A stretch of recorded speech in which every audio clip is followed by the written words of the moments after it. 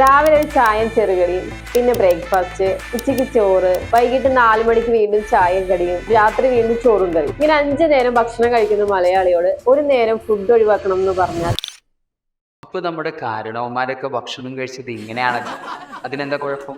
സ്മി Sabira, welcome to day 7 of 30 days caustic series. പണ്ടുള്ളവർ ഭൂരിഭാഗം പേരും അവരുടെ നിത്യജീവിതത്തിന് വേണ്ടി തന്നെ നല്ല ഹാർഡ് വർക്ക് ചെയ്യുന്നവരായിരുന്നു. ഇപ്പോഴത്തെ നമ്മുടെ ജോലികളൊക്കെ IT ഓഫീസ് ജോബ്സ് ഒക്കെ ആയപ്പോൾ തന്നെ മേലനങ്ങി പണിയെടുക്കുന്നവരുടെ എണ്ണവും വളരെയധികം കുറവ്.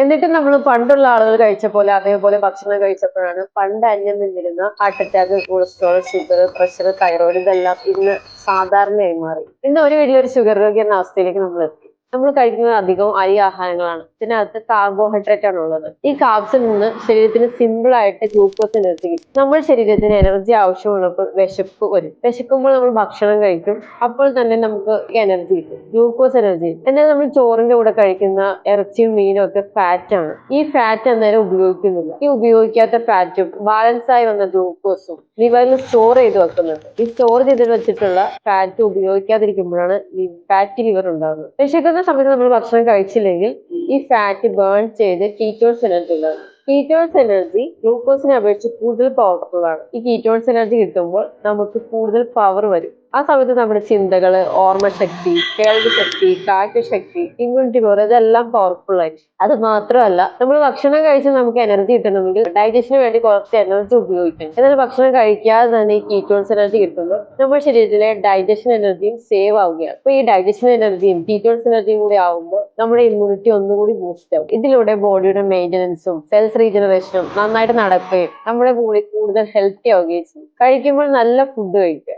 പ്രോട്ടീൻ ഉള്ള ഫുഡ് കഴിക്കുക. പിന്നെ ഇന്റർമീഡിയറ്റ് ഫാസ്റ്റിംഗ് ശീലമാക്കുന്നത് വളരെ നല്ലതാണ്. ഇപ്പൊ ഫാസ്റ്റിംഗ് ശീലമാക്കുന്നത് നമ്മുടെ ആയുസ്സും ആരോഗ്യവും വർദ്ധിക്കാൻ നല്ലതാണ്. വിശന്നില്ലെങ്കിലും ഭക്ഷണം കഴിക്കണം, അല്ലെങ്കിൽ ഗ്യാസ് കയറും എന്ന് പറഞ്ഞ് പേടിപ്പിക്കുന്ന നിങ്ങളുടെ ഫ്രണ്ട്സിന് ഇപ്പോൾ തന്നെ വീഡിയോ അയച്ചു.